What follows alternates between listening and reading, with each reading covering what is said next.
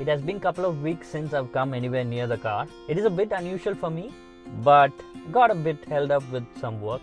I've scheduled a long distance travel for tomorrow to my native, so I thought it would be better if I come and check out the car today. And it looks like the car definitely needs a wash, and I thought I'll start the engine and then probably take it for a spin. I'm going to cover 550 kilometers approximately tomorrow, and it's going to be a pure highway driving. So I'm going to make use of this drive in order to evaluate the efficiency of the car in comfort mode. And I will also make sure that I'm not conscious about extracting the maximum efficiency out of the car. I will be keeping you all posted on the outcome, so stay tuned for that. And as we speak, let me start the engine and then we'll continue from there.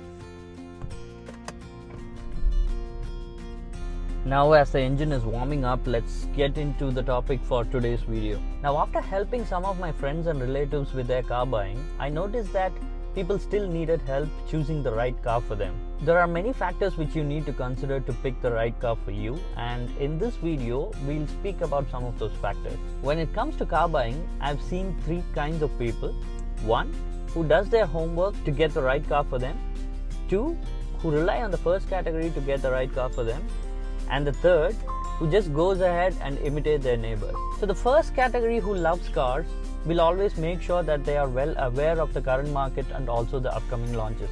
If you're not interested in cars, it's really hard to follow all the updates in the market, right? The second category will rely on somebody who knows cars to get a new car for them, because it's not their interest and they don't want to spend time on cars. So it makes sense for them to rely on somebody who knows about cars. And even in this case, they should have a clear idea on what their requirements are out of a car. And now there is this interesting third category who don't know anything about cars, who are not interested in cars, but they'll just go ahead and buy something without even asking anyone, just to keep up with their neighbors. So it might sound ridiculous, but trust me, there are folks like that. See, cars, like any other product, are built to serve some purpose. So that's why we have so many categories of cars. We have sedans, SUVs, MPVs, hatchback, and all these are built to serve some purpose.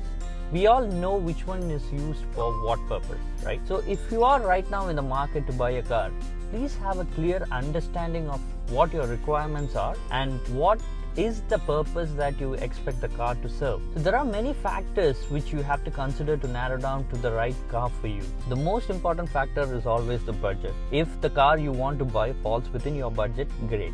If not, and if you think there is any room for you to stretch your budget, then I always recommend that you should do it. If you cannot stretch your budget, then wait it out, save some money and then go for it.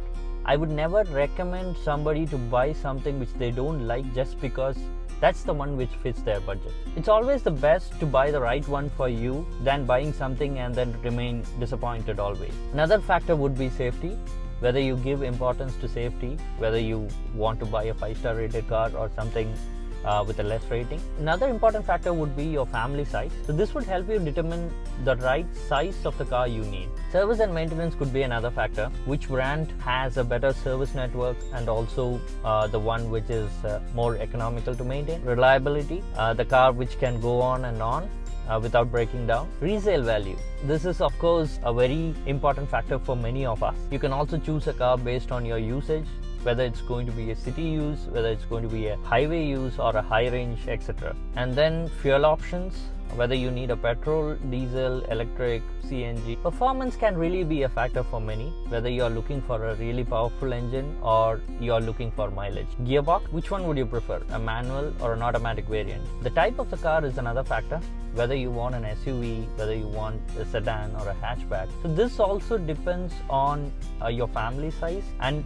also on the kind of terrain that you'll be driving your car mostly on. Who is going to drive the car is going to be another factor, because if you are the one who's driving the car, then you should probably buy something which won't push you to boredom. If you're going to be in the back seat, then your priority should be comfort always. Creature comforts are a very big selling point for car manufacturers nowadays. People always love to choose the ones which are tech loaded. The importance of all these factors which I spoke about is purely subjective. For some, budget might be a very big thing, but for others it might be the type of the car which matters the most. So you can give the weightage accordingly. It's your hard-earned money that you're going to put into this, and keep this in mind that you are going to be the user of the product you buy.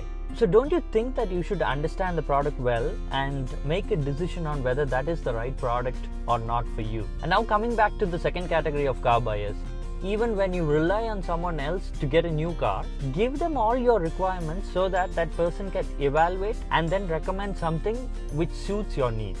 Otherwise, what happens is you'll just be buying something which is of someone else's taste and need. That's why when someone asks me for suggestions on car buying, I sort of ask all questions to them to know them better and also to understand the expectation they have out of the car which they want to buy. And when you buy the car after completely understanding it, that really justifies the money that you spent on it. I believe whatever I spoke about this topic made sense, and even if it did not, please do let me know in the comment section below of what you guys think about this topic. On that note, I think it's time to wrap up this video.